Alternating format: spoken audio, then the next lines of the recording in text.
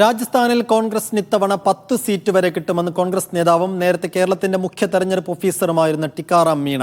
ലോക്സഭയിലേക്ക് സീറ്റ് ലഭിക്കാത്തതിൽ നിരാശയുണ്ടെങ്കിലും പ്രചാരണ രംഗത്ത് സജീവമാണെന്ന് അദ്ദേഹം പറഞ്ഞു. രാജസ്ഥാനിലെ രാഷ്ട്രീയ സാഹചര്യത്തെക്കുറിച്ച് ജയ്പൂരിലെ വീട്ടിൽ ടിക്കാറാം മീണ മീഡിയ വണ്ണിനോട് സംസാരിക്കുന്നു. രാജസ്ഥാനിൽ പച്ച മലയാളം പറയുന്ന ഒരു അതിഥി നമ്മോടൊപ്പമുണ്ട്. ഈ മുഖം കേരളത്തിലെ തിരഞ്ഞെടുപ്പ് ശ്രദ്ധിക്കുന്ന എല്ലാവർക്കും അറിയാം. കഴിഞ്ഞ നിയമസഭാ തെരഞ്ഞെടുപ്പിലും ലോക്സഭാ തെരഞ്ഞെടുപ്പിലും ചീഫ് ഇലക്ടറൽ ഓഫീസറായിരുന്നു ശ്രീ ടിക്കാറാം മീണ. അദ്ദേഹം ജയ്പൂരിൽ അദ്ദേഹത്തിൻ്റെ വസതിയിലാണ് ഇപ്പോഴുള്ളത്.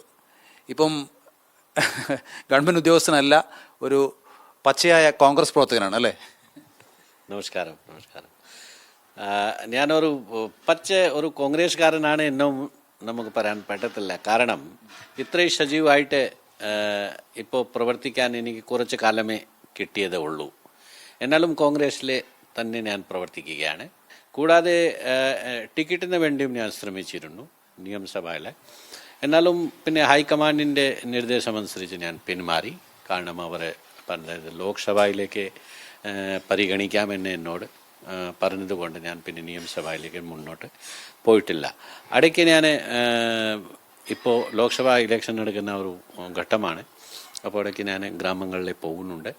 പോയിട്ട് അവിടെ ആൾക്കാരോട് പല കാര്യങ്ങൾ നമ്മൾ പറയുന്നുണ്ട്. BJP എങ്ങനെ ഈ രാജ്യത്തിലെ പ്രശ്നങ്ങൾ ഉണ്ടാക്കുന്നുണ്ട്, ജനങ്ങളെ മതത്തിൻ്റെ പേരിൽ പിന്നെ ജാതിൻ്റെ പേരിൽ പല അനാവശ്യമായിട്ടുള്ള ഇഷ്യൂസ് ഉണ്ടാക്കി ഈ പ്രതിപക്ഷ നേതാക്കന്മാരെ പിടിച്ച് EDയും CBI ഇൻകം ടാക്സ് അവർ ജയിലിൽ അടിക്കാനുള്ള ഒരു സ്വേച്ഛാധിപതി പോലെ പ്രവർത്തിക്കുന്ന ഒരു പാർട്ടി ആണ്. നിയമസഭാ ഇലക്ഷനിൽ സീറ്റ് തരാമെന്ന് പറഞ്ഞു, തന്നില്ല, പിന്മാറേണ്ടി വന്നു. പക്ഷേ ലോക്സഭാ ഇലക്ഷനിൽ സീറ്റ് കിട്ടുമെന്ന് വിചാരിച്ചു, പക്ഷെ അവിടെയും കിട്ടിയില്ല. അപ്പം അല്പം നിരാശനാണ്.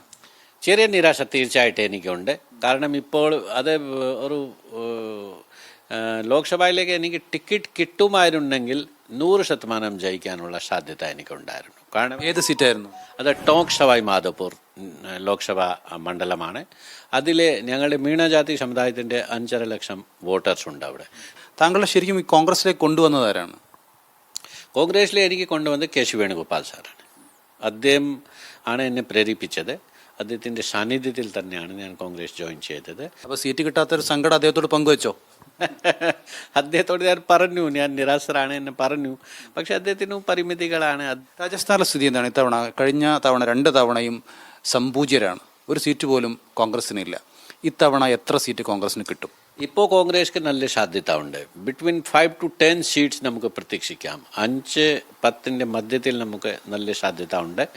BJPക്കാർ 25 സീറ്റ് അവർക്ക് കിട്ടുമെന്നുള്ള ഒരു പ്രഖ്യാപനം ഒക്കെ നടത്തുന്നുണ്ട്. പക്ഷേ അത് നുണ പ്രചാരണമാണ്. അങ്ങനെ സംഭവിക്കാൻ പോകുന്നില്ല.